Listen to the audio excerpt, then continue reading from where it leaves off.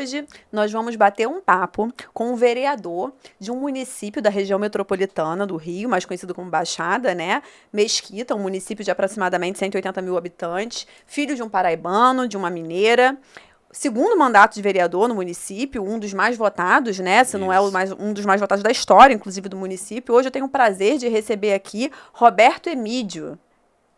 Tudo bom, Roberto? Tudo bom, graças a Deus. E você é ex-policial ou é policial reformado? Porque eu aprendi, porque eu até entrevistei um outro policial, chama policial reformado, ex-policial, policial reformado. Policial reformado. Então, por conta do mandato, quando eu assumi o mandato em 2017, entra num processo de reforma. Ah, entendi.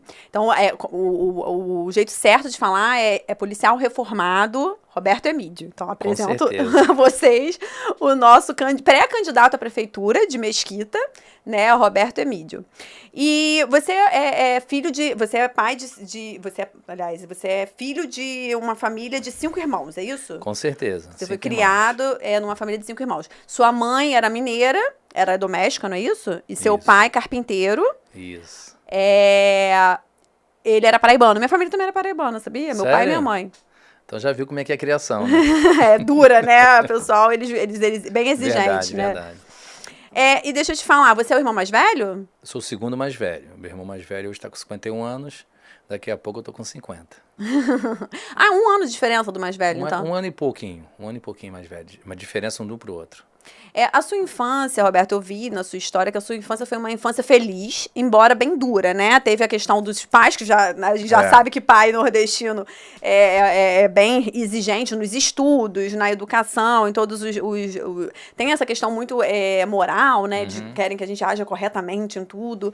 Minha mãe e meu pai sempre foram assim comigo. Mas também foi uma infância bem difícil, né? Porque vocês tinham muitas dificuldades, tanto de acesso à escola, como de acesso às questões de saúde, educação e moradia, enfim. Me conta um pouco como é que foi essa infância. Vocês moravam numa casa pequena, era grande, era perto do centro de Mesquita? Me conta um pouco disso. Então, a gente foi criado numa casa, no bairro da Jacutinga. Era uma casa bem humilde mesmo. Meu pai carpinteiro, minha mãe doméstica. Meu pai tinha que sair de casa 4 e pouco, 5 horas da manhã para trabalhar todos os dias.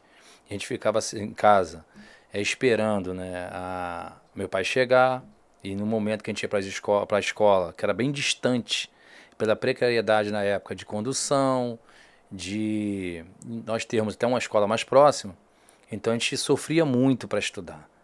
Meu pai, como paraibano, ele sempre cobrou certo, ele sempre educou a gente da melhor maneira possível, que a gente tinha que ser sempre honesto, né, não fazer nada de errado.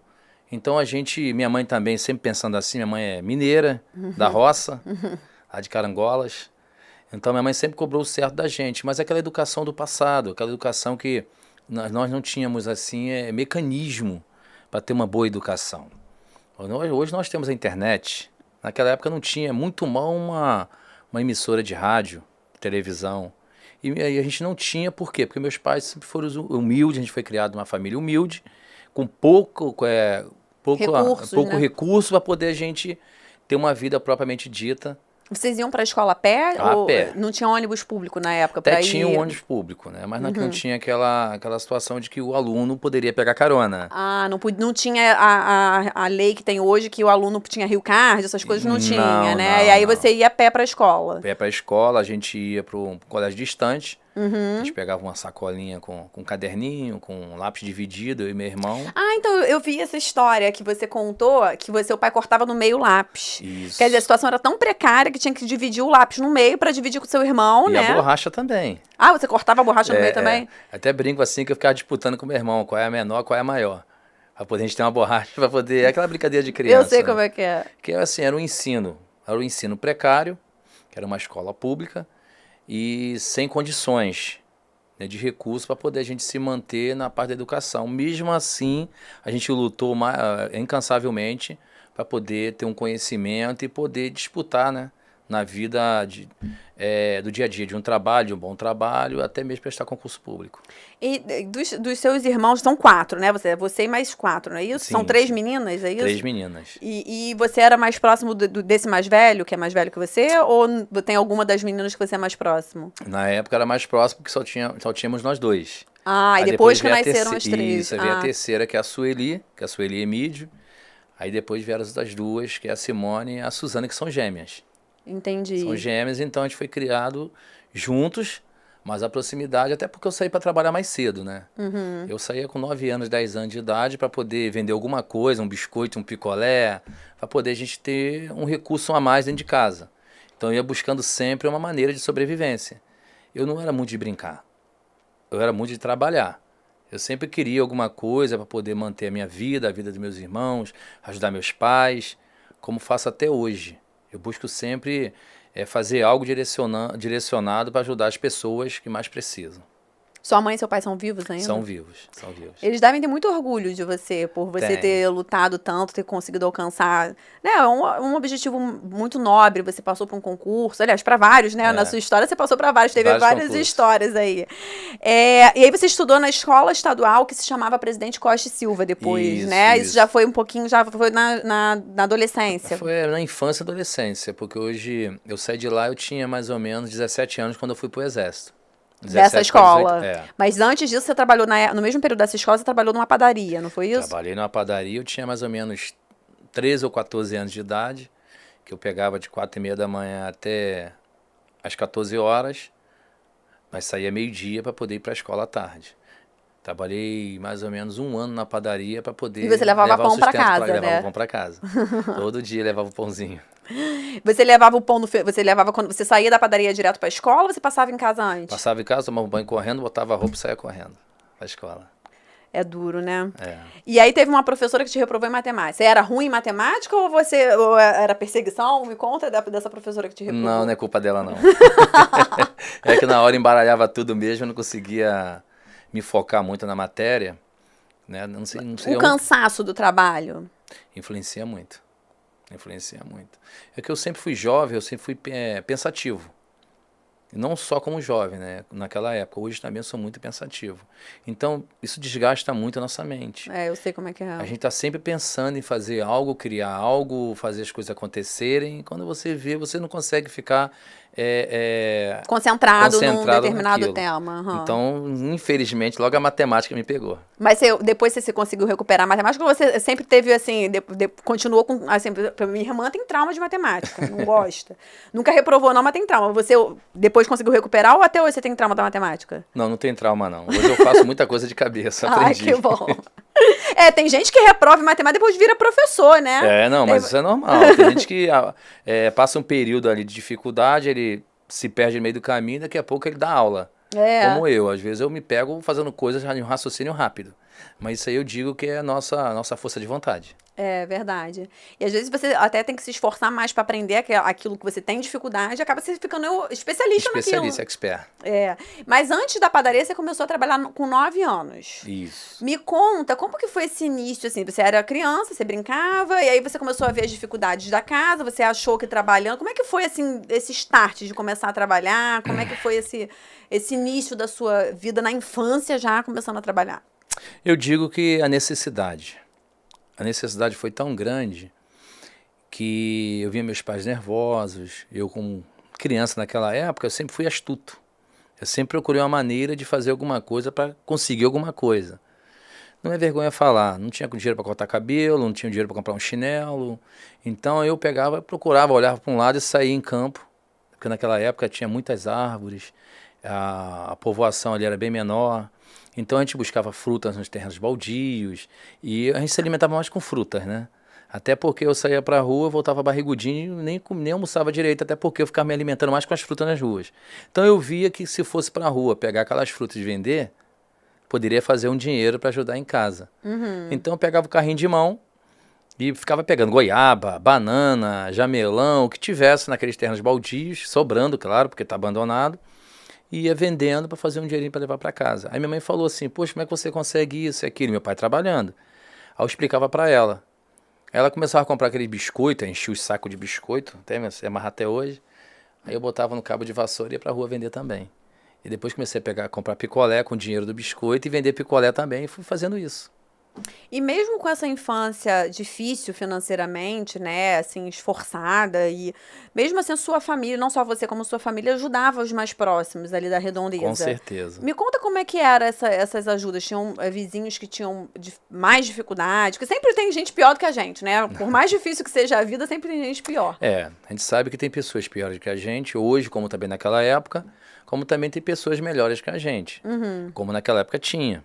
Hoje eu tenho memórias, né, recordações de como, quando criança, que eu cansei de fugir de casa para ir para casa do outro comer. Tem a dona Raimunda, a dona Tereza, que me fala que eu sou o filho delas, elas falam que não, meu filho, minha segunda mãe, né, pulava na casa do vizinho, quando amanhecia lá para tomar café, aí voltava para casa, às vezes até apanhava, tá? Eu Porque fugia de você ia casa. pra tomar café na casa do vizinho. Depois eu saía por aí, depois entrava na casa do outro para almoçar. Então a vida era assim, então era uma vida que a gente tinha que se virar. Mas de todo momento eu estava sempre procurando uma maneira de vender alguma coisa que eu visse que é poder levar um sustento, ajudar mais em casa. Eu digo mais eu porque meu irmão era mais parado. É personalidade, né? É personalidade, é personalidade de vencedor, de buscar, de correr atrás. Então eu, com 14 anos mais ou menos, eu trabalhei na padaria, com 15 anos eu fui trabalhar numa farmácia, aí depois eu fui pro exército, aquele negócio todo. Eu trabalhei muito como servente de obras. Você entrou no exército quando é 18 anos, você se 18 alistou anos. no alistamento, você foi Isso. selecionado. Normalmente. Aham. Eu fui pro exército, servi mais ou menos 2 anos e meio. Eu pedi para sair, porque eu já estava mais, tipo assim, mais adulto nessa parte. Eu achei que depois de terminar o 2º grau eu conseguiria coisas melhores aqui fora. Me deparei com as dificuldades da vida. Aí comecei a vender churrasquinho na porta de botequim. Comecei a trabalhar em obras como servente de obras para poder me manter. Nisso aí foi a minha trajetória. Aí eu comecei a estudar mais e mais e mais. Comecei a prestar concurso público, onde eu passei em 98. Eu acho que eu tinha 23 anos, tá? Num concurso do bombeiro, da guarda e da polícia militar. Eu não consegui ficar em nenhum dos 3, até por exames, né? Não fiz o teste. Exames físicos, né? Fui fazer Foi teste de educação física, o que você não tinha o preparo. Isso é uma coisa também, Roberto, né? Que a gente vê a desigualdade da democracia desses exames, né? A desigualdade democrática desses exames. Por quê? Porque às vezes você até tem isso, às vezes você não tem condição de estudar, mas você se esforça para estudar. Isso Só que aí. você não conseguiu aprender a nadar na infância, você não teve uma aula de natação, você não tem tempo de fazer um exercício físico, você não tem... Enfim, todas as provas físicas que são necessárias. É difícil mesmo. É péssimo, é difícil porque a gente vê que hoje, até hoje, o governo atual não se preocupa com isso. Entendeu? Tem muitos jovens hoje que estudam bem, conseguem passar em concurso e são reprovados. São reprovados no teste físico. Até mesmo no psicotécnico, que é uma coisa que a pessoa não vive no dia a dia. Então eu passei no bombeiro, fui fazer o teste do bombeiro, passei no teste físico em geral. No dia de pular na piscina, não pulei, porque não sei nadar. Mas você sabia, nessa época, que tinha a prova da natação? Sabia, tentei aprender, mas não consegui. Você chegou a tentar aprender antes da prova. Não, porque mais velho também é difícil, não, né? Depois de... Em cima da hora, assim, né? Eu buscava umas piscinas dos amigos para tentar. Até aprendi alguma coisa, mas fiquei com medo de pular, porque eu sabia que não era apto, não. Uma piscina de 50 metros com a fundura daquela. Me explica uma coisa, como é que começou esse start seu, de quando você saiu do exército, você começou a trabalhar e viu ali que estava difícil, mesmo depois do ensino médio, porque eu sei porque eu passei por isso também, terminei o ensino médio e falei assim, agora eu vou trabalhar, que eu quero ter o meu salário. Aí você vai pro mercado de trabalho e você vê que é difícil. Porque ou você vai, na minha época era operador de telemarketing, ou era atendente, telefonista, porque só com 2º grau, infelizmente, o ensino médio, você não, que é o antigo 2º grau, né, você não tem muitas opções. E como é que começou esse start de você falar, pô, eu preciso estudar, porque se eu estudar, eu passo para um concurso, vou ter um salário melhor, vou ter uma estabilidade. Você mesmo sozinho começou nesse raciocínio? Você viu, tinha algum mentor, você viu alguém conseguindo isso? Como é que foi esse start na sua vida? Hortência, é uma coisa incrível, né? Você tem que estar sempre procurando aquilo que está dando certo para você tentar fazer. Eu sempre via algumas pessoas, alguns amigos naquela época, que com uma oportunidade melhor, conseguindo alcançar. Então eu comecei a buscar também, não é ter só a oportunidade, o conhecimento do que como eles conseguiram. Então, eu estudei, eu prestei concurso, mas como é que funciona o negócio de concurso? Pô, cara, você tem que pegar o diário oficial, ficar prestando atenção, que vai abrir a inscrição, tal, e você escolher e você se inscrever. Então eu parava nas bancas de jornal daquela época, vou olhando todo dia. Aí tava, que eu nem comprava, né? Ficava olhando e via lá, concurso público para isso. Aí eu procurava saber como é que era. Aí pessoas que já tinham mais conhecimento nessa área me direcionavam. Aí eu fazia a taxa de inscrição e começava a estudar em casa. Então o estudo, assim, quando você se forma na escola, não te dá todo o amparo para você prestar um concurso público. Agora, a sua força de vontade, aquela vontade de vencer, faz você correr atrás desse objetivo. Eu trabalhava na obra, almoçava correndo, aí todo mundo ia dormir, porque assim, a obra é cansativa, a pessoa sai de casa 4h30, 5 horas. Então eu já dormia tarde e acordava cedo todo dia. Então o que o operário faz? Vai descansar na hora do almoço. Meu descanso era estudando. Então eu parava na calçada, sentava e ficava estudando a matéria do concurso, para poder fazer a prova. E é cansativo, né? Porque depois que você acordou cedo, já trabalhou. Eu sei também que quando eu fiz a minha primeira faculdade foi à noite. Eu trabalhava o dia inteiro para, inclusive, pagar a mensalidade da faculdade. E realmente é muito cansativo. Muito cansativo. Muito cansativo. E a gente sabe que tem que ter muita força de vontade. E é aquele negócio, eu costumo até brincar dizendo que a gente tem que ser igual o boi. Vai. Porque se você ficar pensando muito, você não vai chegar a lugar nenhum. Chega a lugar nenhum. Não dá para pensar muito. Você vai indo, uma hora você vai chegando. E essa dificuldade toda que você teve para poder passar no concurso, essas dificuldades todas que você passou na vida, você acha que tem um diferencial para hoje você conseguir olhar para os mais pobres, olhar para as pessoas que têm essas dificuldades, do que, por exemplo, se você não tivesse passado? Porque eu, por exemplo, eu enxergo muito isso na vida. Às vezes as dificuldades são o diferencial para você ter conseguido chegar onde você chegou. Assim, eu vejo desse lado, porque quando a gente passa por uma etapa da vida, onde a gente, assim, passa por várias dificuldades. A gente vê seus pais chorando, às vezes, por não ter como dar o que você precisa. Seus irmãos passando por necessidade. Então você começa a ver desse lado. O que falta das pessoas hoje é ser mais humanizadas. Entender? Entender que tem pessoas que sofrem muito por falta disso. Eu não. Eu quando eu comecei a ver desse lado, eu trabalhava numa farmácia. Que eu sempre fui assim, comunicativo, sempre queria saber o que estava acontecendo. Eu sempre dei o que era meu para os outros. Hoje eu não tenho muita coisa, graças a Deus que eu tenho a saúde, nem a sabedoria. Agora, o que eu pude dar para ajudar as pessoas foi muito grande, você não tem noção. E pessoas, depois, quando escutarem, vão entender e vão dizer que é verdade. Então, eu estava na farmácia, eu tinha 15 para 16 anos. Um rapaz parou na porta. Inclusive, eu tentei que procurá-lo, né? Parou na porta, desesperado, que negócio todo, com uns 20 minutos na porta, eu perguntei, tá passando mal, precisando de alguma coisa? Ele foi e me falou, com uma receita na mão, que a sua mãe estava de cama, passando muito mal, e o médico tinha passado aquela receita, e ele não tinha como comprar os remédios da mãe, e ele estava até pensando em fazer alguma besteira, para poder conseguir o remédio. Eu falei, não, poxa, eu vou te ajudar. Assim, do nada, veio no meu coração que eu tinha que ajudar aquela pessoa, a mãe dele. Peguei os remédios, todos que precisavam, coloquei no meu nome para eu pagar. Eu tinha 15 anos. Ele foi embora e cuidou da mãe dele. Um belo dia eu estava na praça, sentado, aí tinha 2 pessoas conversando comigo, ele veio na direção.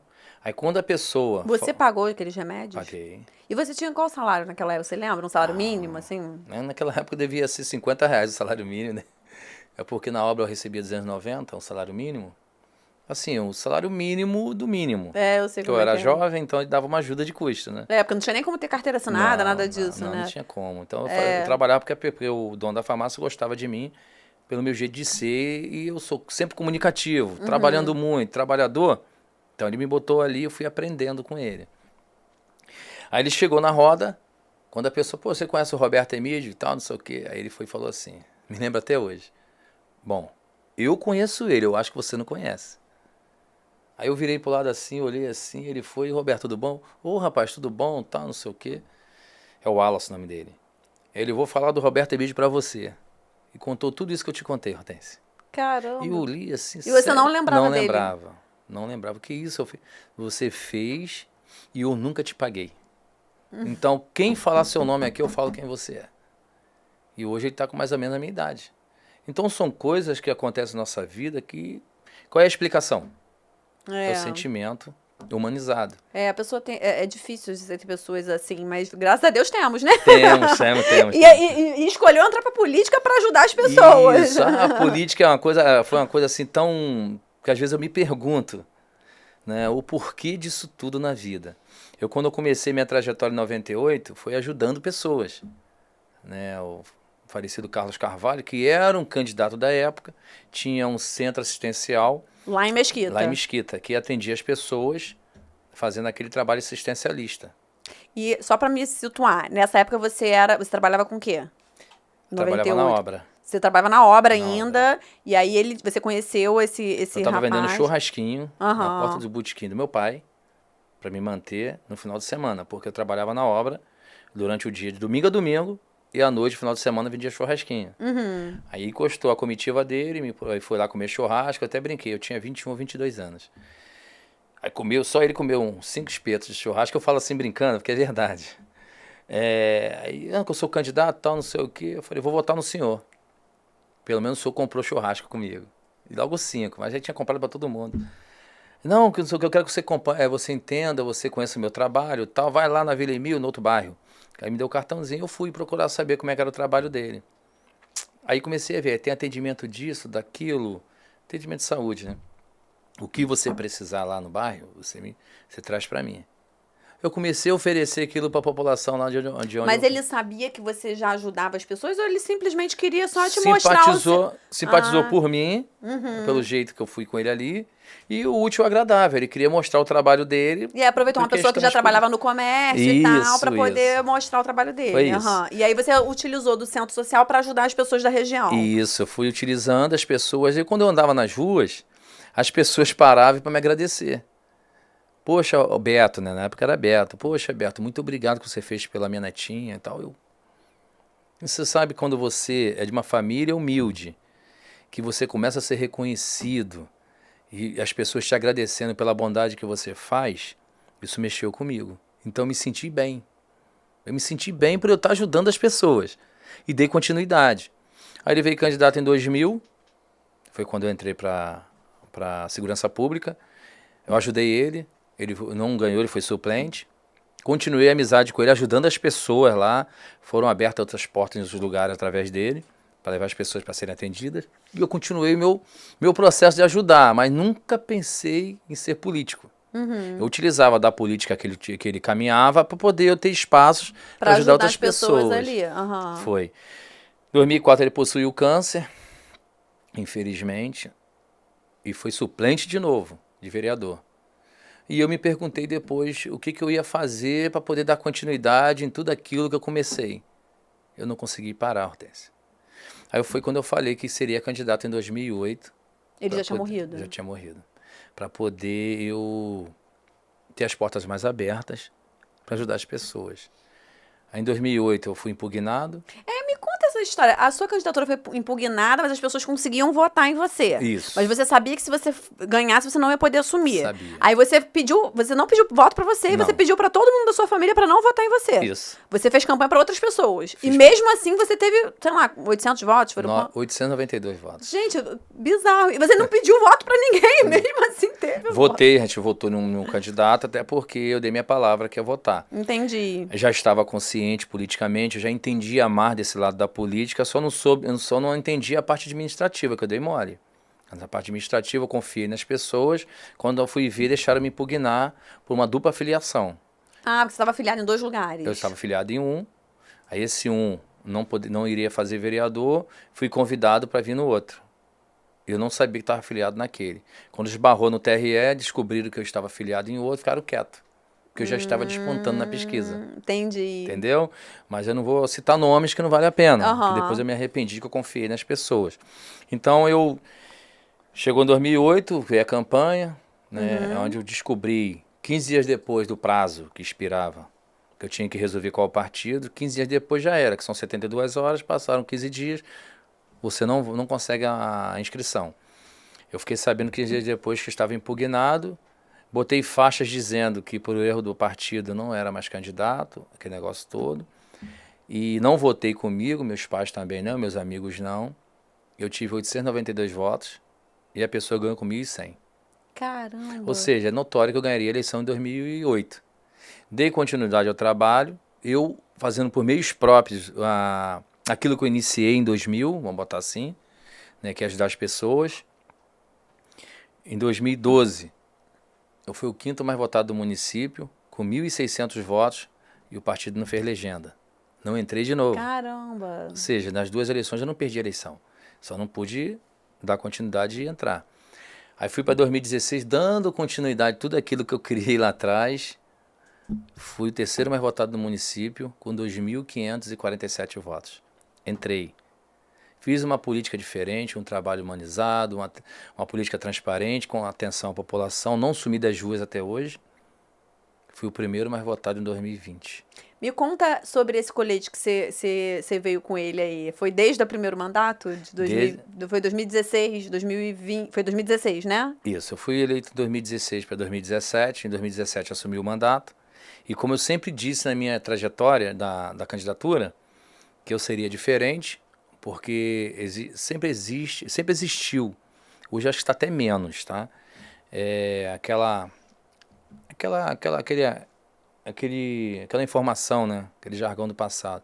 O político ganha, some, o político só promete, ninguém faz nada. Então o sumir, eu sempre falei que ia ser diferente. A gente sabe que tem muitos que são assim, né? né? Acho que eu vou botar aí que 80%. Vou botar 20%, pode, de repente não existe só o Roberto Emídio hoje que está presente, podem ter outros políticos aí.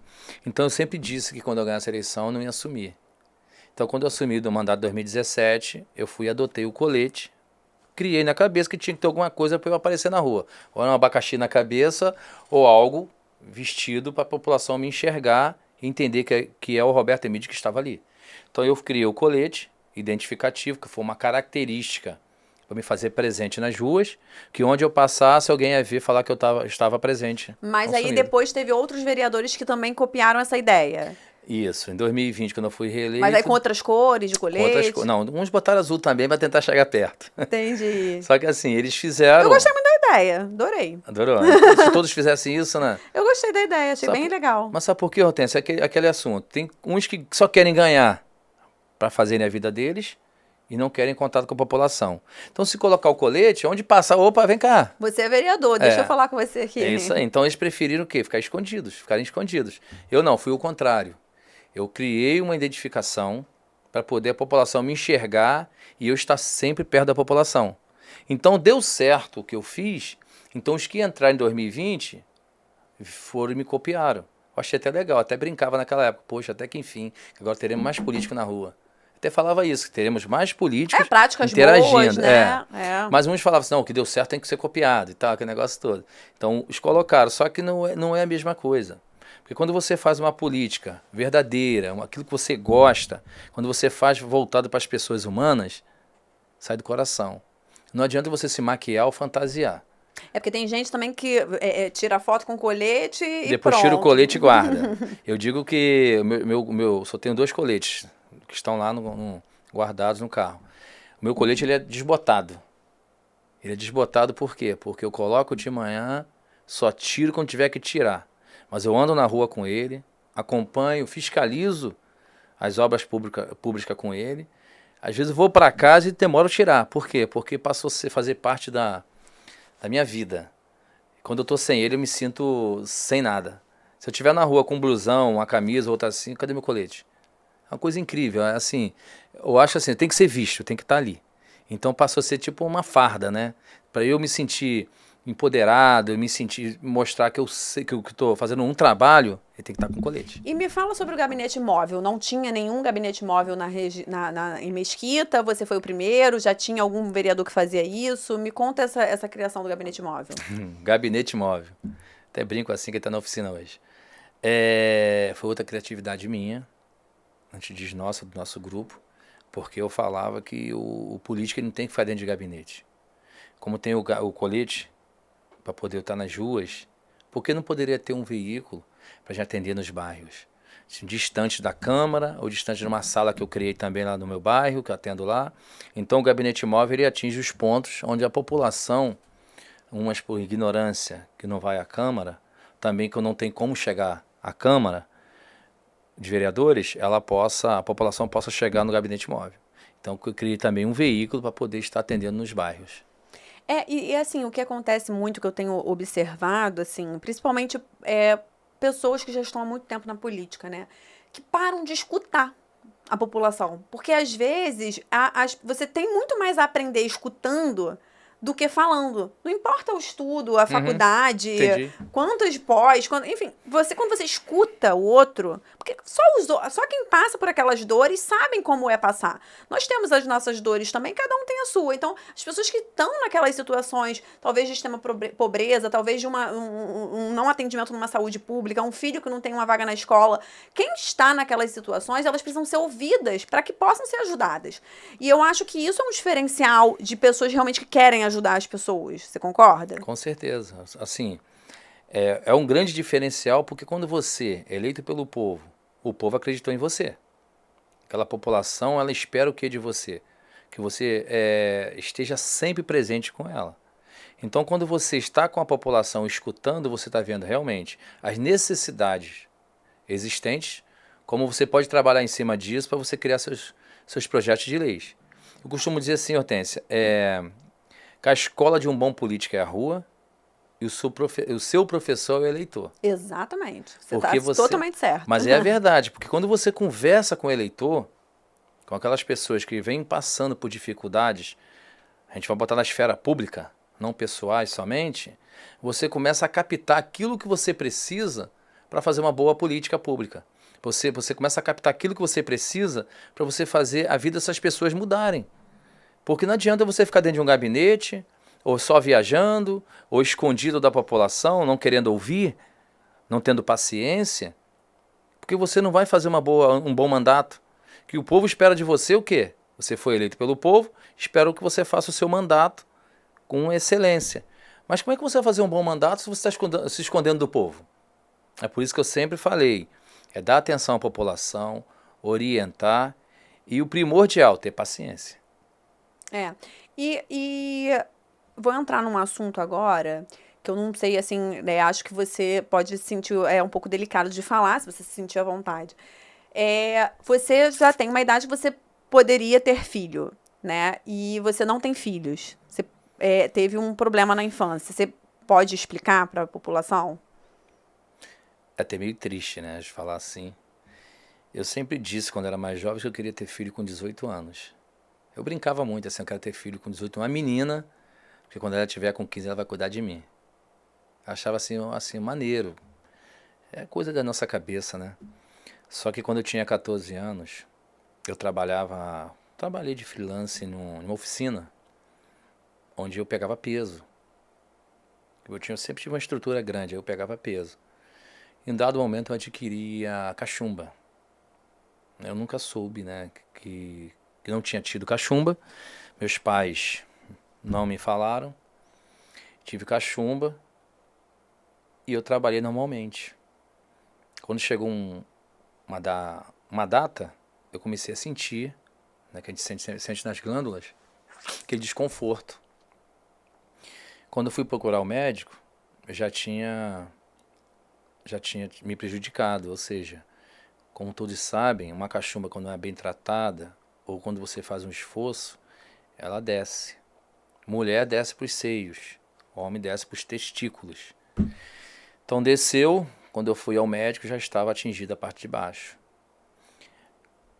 Por falta de conhecimento daquela época, falta de um bom direcionamento na área da saúde, foi feito um tratamento, achando que poderia resolver.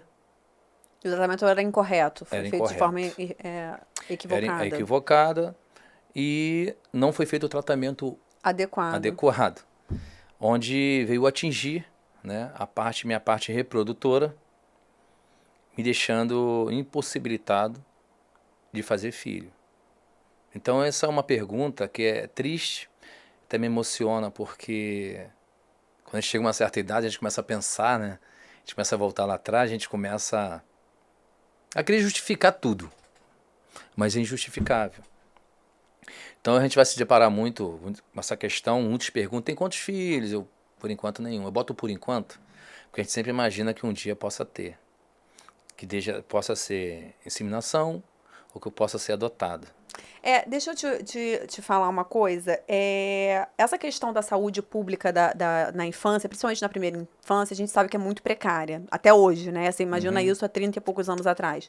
E, por exemplo, o meu filho, né? Inclusive, te falei, ele teve hidrocele, ele tinha hidrocele.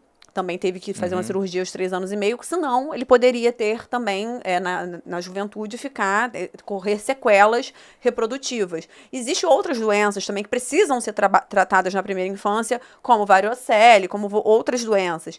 Então, a gente sabe aí que existe esse gap na saúde, principalmente na primeira infância, de não ter médicos adequados, não ter uma regular tratamento. A gente sabe que a gente que pode, talvez, levar num pediatra particular, tem ali pelo menos até os 12 primeiros meses, uma vez por mês, depois tem que ir de 3 em 3 meses, depois passa para 6 em 6 meses. E, infelizmente, a grande parte da população não tem esse acesso à saúde. Como é que você vê isso dentro do município de Mesquita? Eu vejo como um grande problema, até porque, como você falou agora, né, do seu filho, você teve condições de correr por fora, né, de resolver esse problema. E a população mesquitense que não tem condição? Aquele que passa por problemas maiores do que o meu daquela época, do que o seu com seu filho, e se recolhem por falta de um bom atendimento. Lá no município de Mesquita, eles veem muito a parte final, a parte que já aconteceu, vão tomar esse remédio, mas não vê a parte da prevenção. Como aconteceu contigo, aconteceu comigo, acontece com várias pessoas que não tem condições para poder fazer um tratamento, como eu não tive, meus pais não tiveram condições de cuidar de mim naquela época, assim, a contento, para poder não haver, né, como você falou, na sequela, né? De ficar impossibilidade hoje de fazer filhos. Tem outras pessoas que não só nessa parte, não tem o atendimento adequado, não tem uma orientação na área da saúde. Porque, Hortência, não é só o atendimento. Tem muita coisa acontecendo que o governo, vamos falar do governo municipal, não está se atentando ou sabe e não quer fazer nada. Vou para a parte da pessoa com transtorno de espectro autista. Eu conversando com médicos, eles me explicaram o porquê que a população de autistas está crescendo muito. Ainda mais em Mesquita. Porque os 3 primeiros meses da gestante, ela sente uma deficiência muito grande de uma vitamina. Se ela começar o tratamento, vamos botar aqui, que é o pré-natal, e ela começar esse tratamento dessa vitamina, já diminui a chance. A possibilidade é bem menor da criança ter o problema de autismo. Só que o governo não se atenta a isso ou não quer saber.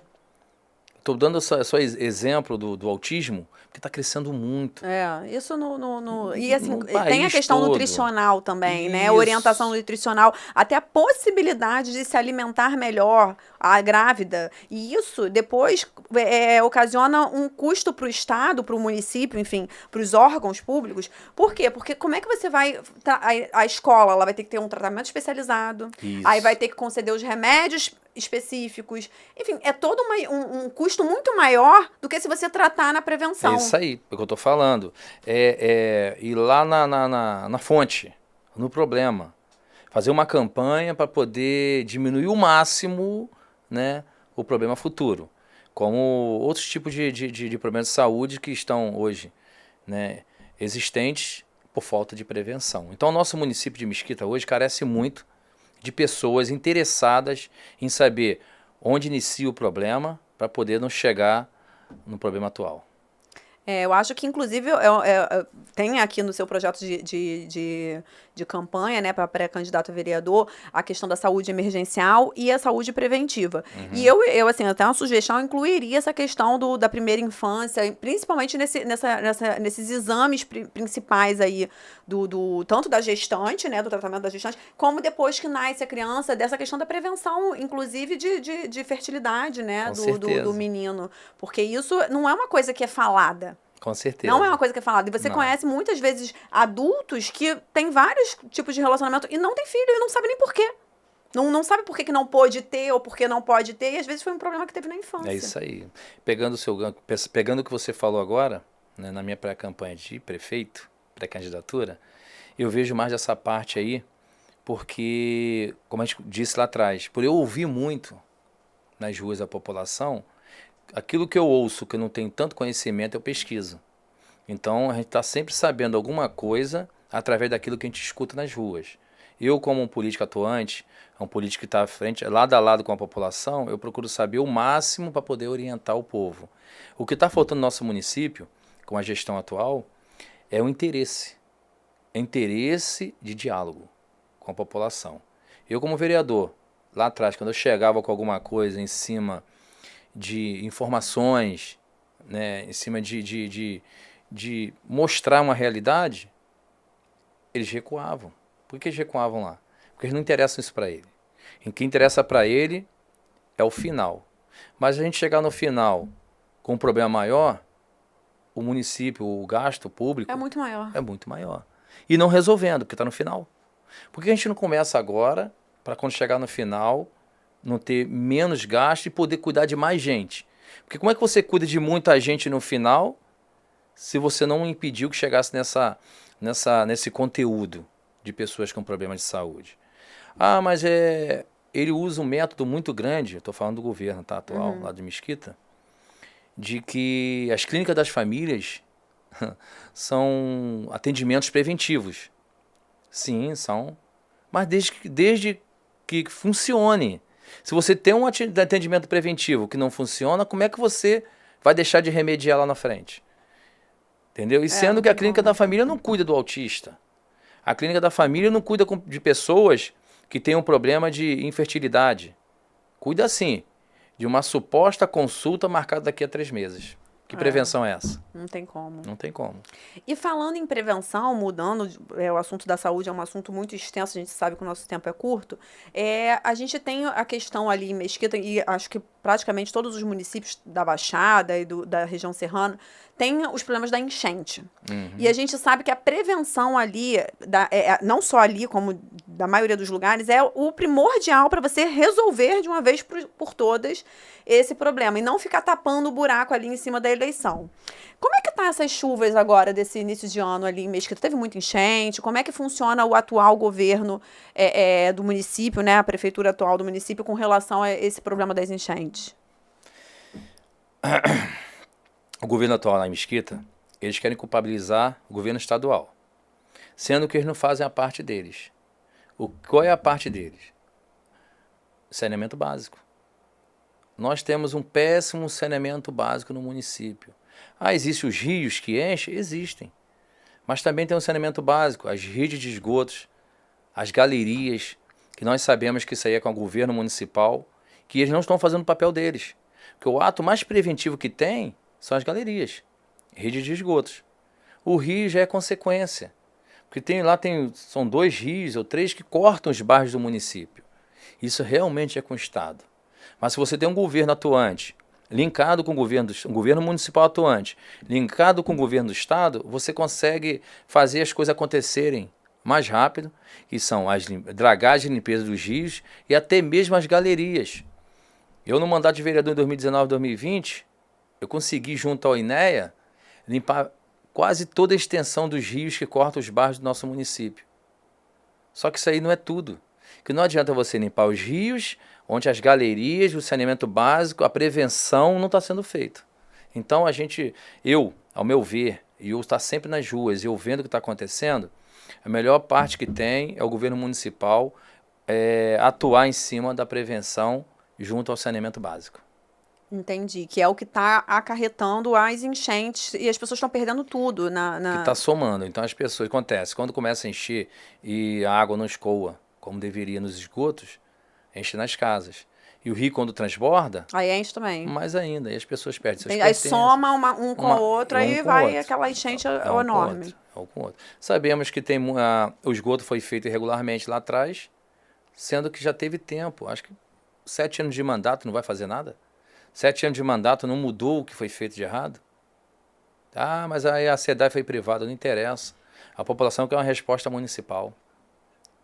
É complicado, né? E é muito triste você ver, porque é crianças andando naquela lama, aí pega doença, e aí acarreta mais custo ainda. Bom, Assim, é um custo burro, né? é o custo burro, é isso aí. Eu digo assim, por eu ter sido nascido e criado num bairro, morando até hoje, eu convivi tudo isso que você falou. Não existe hoje um político que mais andou nas águas da enchente como eu. Toda a enchente do bairro, dos bairros ali, das proximidades, eu estava dentro, ajudando a população a levantar seus móveis, a socorrer pessoas. Tem muito relato de pessoas que vieram a ficar doentes, como também morreram nos alagamentos. E deixa eu te perguntar uma coisa, que também é uma situação assim meio até polêmica. Você hoje levanta uma crítica ao atual governo e você já foi, né, aliado ao atual Isso. governo. E, obviamente, a gente não é obrigado a Dar compactuar com tudo que com o certeza. outro faz. E muito provavelmente quando você assim, isso é uma coisa assim que até eu estou sugerindo. Quando você ingressou no apoio ao atual governo, você esperava, tinha uma expectativa de de uma outra posição e adoção de outras medidas. E aí, isso ao longo do tempo, como é que foi essa observação com relação ao atual governo e como é que foi essa virada de chave de você querer, não, eu acho que eu posso fazer muito melhor e eu vou vir candidato? Assim, te respondendo sobre eu iniciar com o governo, depois não estar com o governo e eu estar pré-candidato a prefeito no município, é uma coisa assim muito. Vou explicar de um jeito tão assim simples, né? Que não é simples para a população e nem para uma política verdadeira. Eu iniciei com o governo, acreditando na pessoa e também na política que disse que ia adotar para o município. Fui caminhando lado a lado, onde fui observando que não era aquilo que ele assim naquela época disse que ia acontecer, fazer e quem ele era, que eu só fui descobrir a real política ao contrário do que ele disse e quem é a pessoa no meio do caminho. Então, quando eu descobri que se eu continuasse ali, realmente o município não vai evoluir, que diz município do futuro, que não vai chegar a futuro nenhum, porque o futuro que eu estou vendo que ele está traçando com a família é o futuro deles. E a gente vê um município de quase 200 mil habitantes. Não é assim, em Pequeno, território é pequeno, mas tem uma população que dá para você trabalhar aquela população. dá. Então, assim, quando eu vi que realmente a política dele estava o inverso do que ele estava dizendo, eu peguei e me retirei para traçar uma política verdadeira. Porque quem está nas ruas sabe a verdade. Eu vim vendo o primeiro mandato todo. Eu fui observando. Algumas coisas aconteceram. Mas acabou, só vai acontecer aquilo. Então vai parar ali, não vai avançar mais. E quando você leva um projeto e ele diz que não vai botar em prática, um projeto em prol da população, o que você faz? Você se retira de perto deles. Então eu conversei muito, não saímos brigados, ninguém é inimigo de ninguém. Só que eu tenho uma postura política, ele tem outra. Tanto que a postura política dele, ele está travando o município, dizendo que é um município Mesquita do futuro, onde de futuro não tem nada. Se tivesse um futuro para o município de Mesquita, com certeza eu estaria ao lado deles. Mas quando eu vi que não, na segundo mandato dele, e está na mesmice, parando por aí, eu preferi me retirar e lançar uma candidatura de prefeito, uma pré-candidatura, para poder eu mostrar que tenho capacidade de fazer melhor, fazer até muito mais, buscando diálogo com o poder estadual, federal e fazer as coisas acontecerem. Ô, Roberto, deixa eu te perguntar assim, uma dúvida até que eu tive, porque no seu projeto de campanha fala sobre o hospital veterinário, né? Não existe hospital veterinário popular no município de Mesquita hoje, mesmo com a gente sabe que o mundo pet, né? Todas as pessoas, os idosos, principalmente pessoas que moram sozinhas, gosto, isso até Gosto. psicologicamente, já tem estudos dizendo que psicologicamente faz muito bem para as pessoas que têm depressão, enfim, que é um problema também da saúde pública. E não existe hospital veterinário popular ou tem e precisa ser melhorado? Como eu estou dizendo, ele diz que é o Mesquita do futuro, onde não tem um hospital de emergência 24 horas, não tem um hospital emergencial veterinário para poder cuidar dos pets, Então, a parte do hospital veterinário, ele se faz muito necessário também. Por quê? Como você acabou de dizer, as pessoas têm seus pets que têm como se fossem seus filhos. Quando precisa de um atendimento emergencial, uma consulta ambulatorial para os seus pets, tem que ir para Caxias. Porque lá tem o hospital veterinário. Aí sobrecarrega o município de Caxias. Isso. Quantas vezes eu orientei, vai para Caxias, porque lá tem, as pessoas vão. E me agradece pela orientação, mas é muito distante, como pessoas também não vão. Tem gente que perde seus animais, falecendo, por não ter um atendimento e não ter como também chegar no hospital de Caxias. Então, no município de Mesquita, carece muito e se faz necessário. Não só para um ambulatorial, um atendimento ambulatorial, não só para uma emergência e também para castração. Que ele está esperando projetos de castração para poder castrar, mas até chegar o projeto, a proliferação é imensa, podendo também as pessoas, infelizmente, por não poderem cuidar, abandonar nas ruas. Então, isso que eu luto contra.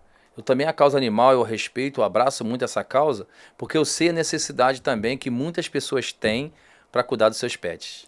E assim, uma necessidade psicológica até. Tem muitos idosos morando sozinhos, pessoas às vezes até mesmo novas, mas que moram sozinhos, e chega em casa e tem um pet, né? É assim, é uma companhia. Descontrai e foge do pensamento foge ruim. dos problemas que todos temos, enfim. É muito bom, assim, psicologicamente. Verdade, já tem estudos, inclusive. E realmente é uma causa que cachorros de rua, gatos de rua, estão aumentando muito. Precisa ter um controle. Falta o quê? Doença, isso aumenta a doença, aumenta... Tem que abrir fazer uma secretaria. Tem que criar uma secretaria em proteção dos animais. Existe essa secretaria no estado? Por que não tem no município? Que através da secretaria você consegue recursos para implementar o atendimento. Mas falta o quê? Força de vontade. Infelizmente, é o que falta em muitas gestões por aí, né? Ô, Roberto, eu queria que você deixasse uma mensagem para o seu eleitor desse ano. O que você espera da pré-campanha? O que você pode mostrar para o seu eleitor que você vai fazer diferente do que muitos estão fazendo lá no município? A mensagem que eu deixo para todo eleitorado mesquitense, e até os que não são eleitores, porque a gente também tem que abraçar todos, é que Mesquita um dia será um município com políticos humanizados, com políticos que com toda certeza vai abraçar o município com muito amor, como toda a população. Olha, eu vou te agradecer. Infelizmente, estamos com o tempo estourado há já uns 10 minutos. Mas, assim, eu tinha outras questões para falar sobre educação, né, no município. Infelizmente, não dá tempo, porque são muitas questões. E, assim, eu acho que dá pra gente trabalhar bastante o município. Você é uma pessoa que realmente dá para perceber que você tem vontade aí de ajudar o seu município. Você tem um amor aí por ajudar as pessoas. Espero te receber aqui novamente. E talvez, quem sabe, aí o futuro prefeito te receba como prefeito de Mesquita. Trabalhar muito para isso, porque quem vai ganhar é o povo. Isso aí. Então, gente, curta o canal. É a Política com Hortência Pisciani no YouTube. Curta Hortência Pisciani no Instagram. Qual é o seu Instagram? Roberto Emídio Rio.